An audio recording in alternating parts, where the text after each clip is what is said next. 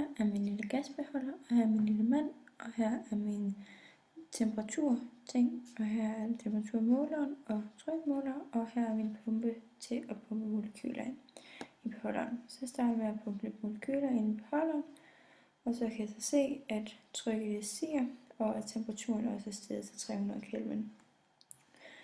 Det første spørgsmål, det var, hvad der ville ske, hvis det var, at jeg opvarmede beholderen, og her skulle det gerne ske det, at temperaturen stiger, samtidig med, at trykket også stiger.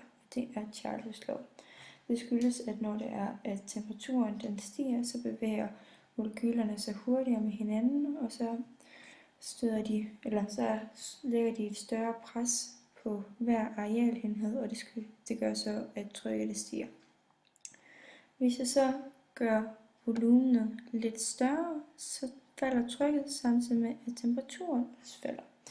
Det er Boyles lov, og det skyldes, at molekylerne de får mere plads, og derved der lægger de ikke så stort et pres for hver arealenhed, og derved så falder trykket også. Hvis jeg så formindsker volumenet igen, så stiger trykket og temperaturen så, fordi der sker det modsatte.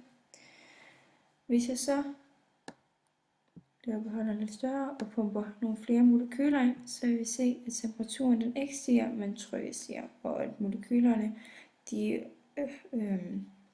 rammer flere arealenheder.